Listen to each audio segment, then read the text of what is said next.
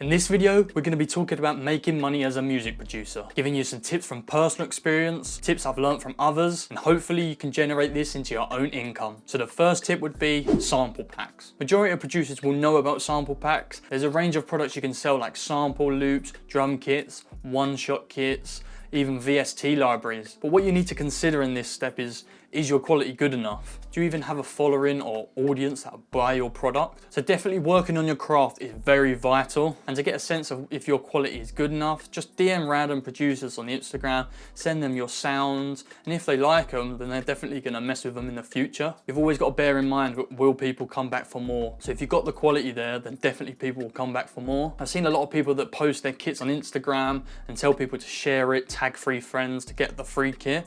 That's a great way to get your name out there and get some following. But what worked well for me is dropping free sample packs. I even added like a STEM version that was $20 and that earned me some money. And there's many sites that you can put these on, so like Gumroad, Sellfire, even BeatStars. So yeah, let's take a look at the first kit I ever dropped 2 years ago called Energy. As you can see, I had 510 purchases, so that's the free purchases, and I made $231 off of just the STEM version, which is not bad considering it was just a free pack. And the second kit I dropped a year after called Impetus did 934 purchases and made $393 off it, which is not bad considering, again, a free kit. What this clearly shows is a growth and the consumers rated the product that I was offering, which just gives me a clear hindsight of whether I should charge for my multi-kit. So yeah, if you haven't got that already, link in the description. There's a 25% discount and it has a ton of sounds. Looking at my multi-kit, I made 34 sales, which was a revenue of 1,119, which isn't so bad considering I dropped 2 free kits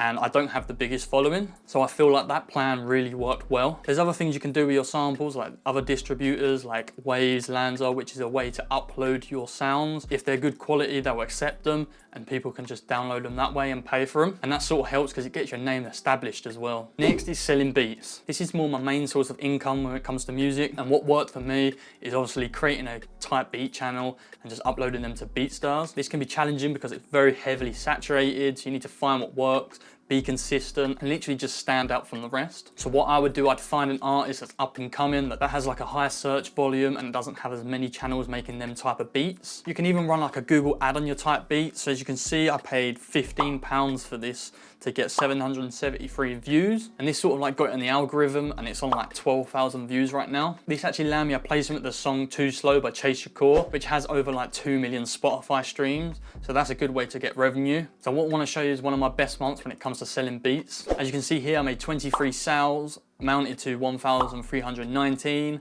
And a lot of my percentages you can see is through collabs. And I think collaborating with other beat makers is probably the best thing to do. But people might think, how do you find these people to collab with? It's pretty easy to be fair, and I'll show you how. So let's just type in Bryson Tiller type beat.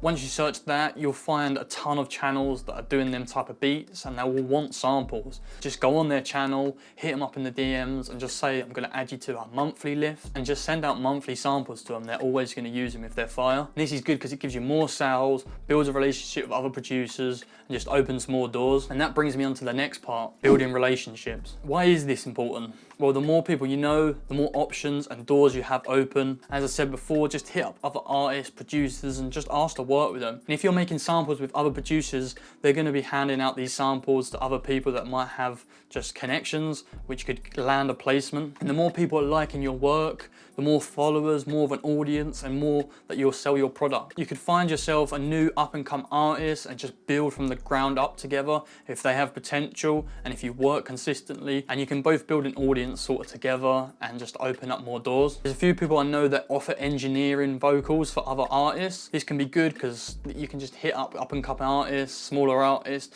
and just say, I'll mix your vocals.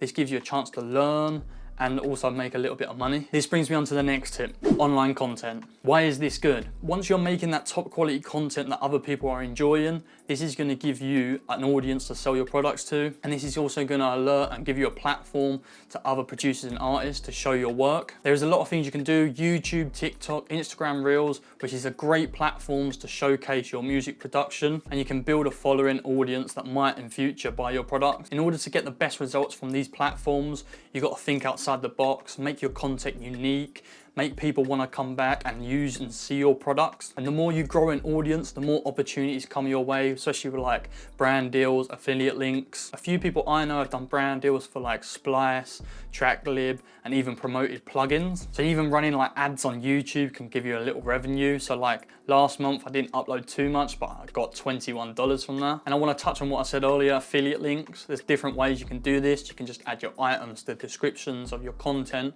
and if people click and buy, you get a percentage.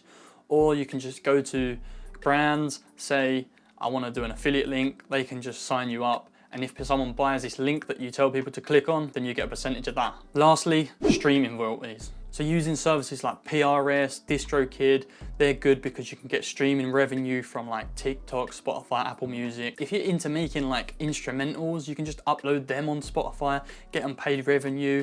And if they're good, people like to listen to them, like study lo-fi stuff. That's good, that's a way to make revenue. You can even contact other content creators, tell them to put it in the background for an exchange to a link. And if someone clicks on it and likes it, that's a way to gain revenue. You can even reach out to like companies, say you're a music producer, and make instrumental backgrounds for like movies, social ads, commercials. That could be a way to get revenue. So yeah, that is the tips I've got for you people. Hopefully you enjoyed this and hopefully you can put this to good use. If you have any questions, let me know in the comments and I'll see you in the next one, people.